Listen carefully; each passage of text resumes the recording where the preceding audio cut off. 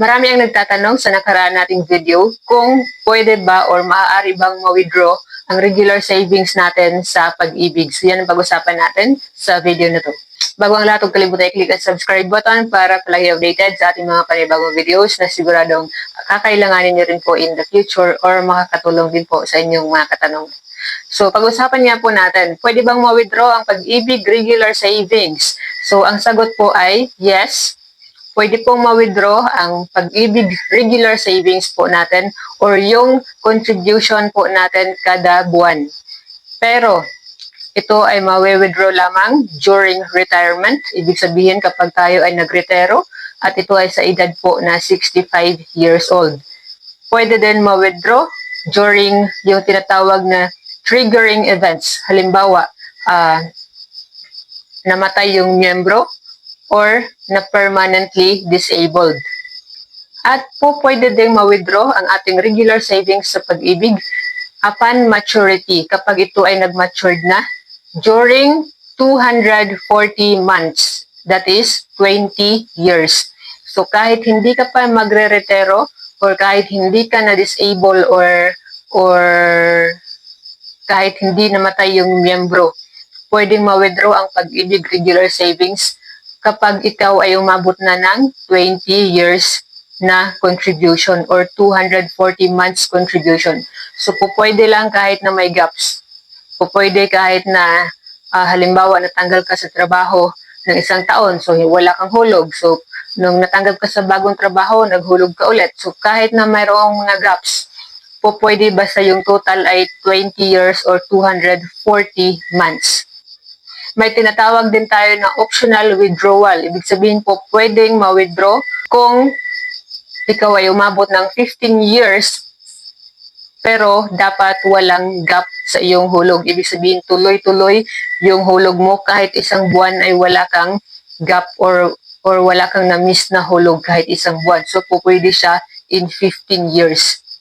Pero kapag ikaw ay nag-optional withdrawal sa 15 years, dahil nga po wala kang gaps or tuloy-tuloy yung paghulog mo, kailangan ay wala kang outstanding loans sa short-term man or sa housing loans. So, kailangan wala ka talagang loans para pwede kang mag-optional withdrawal in 15 years at meron kang tuloy-tuloy na contribution.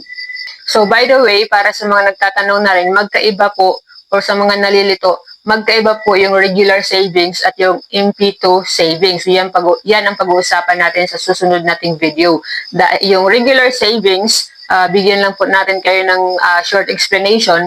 Yung regular savings po, yun po yung mandatory na hulog natin kada buwan as Pag-ibig member.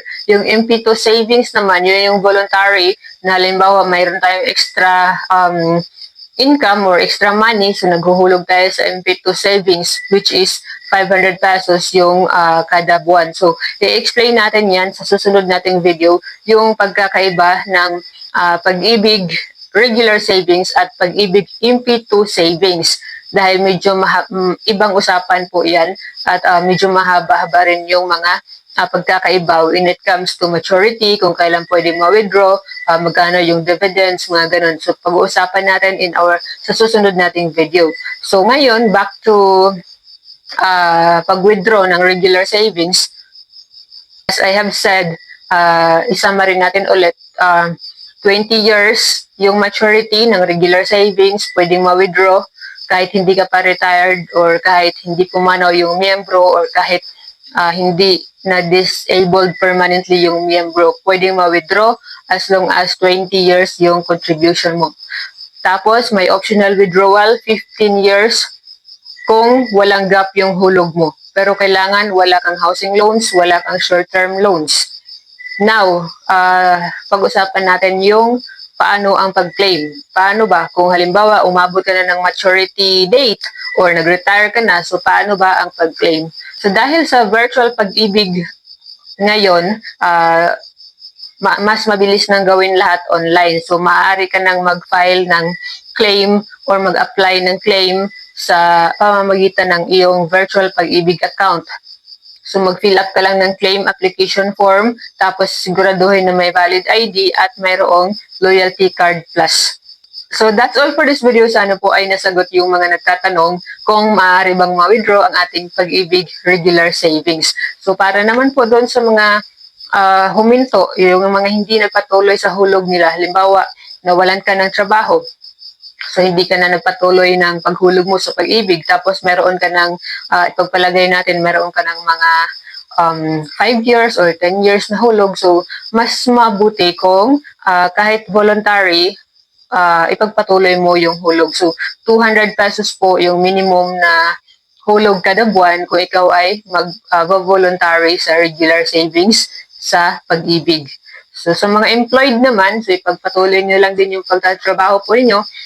Yung hulog po kapag employed ay 200 po yung sa empleyado, tapos 200 yung sa employer. Bali, 400 pesos yung hulog mo sa Pag-ibig kada buwan. And of course, we highly encourage din po na i-avail yung MP2 savings kung kaya sa budget para mas malaki yung savings po natin. So that's all for this video. More information regarding regular savings and MP2 savings sa susunod po natin na video. Thank you for watching. I am Janice Darcy.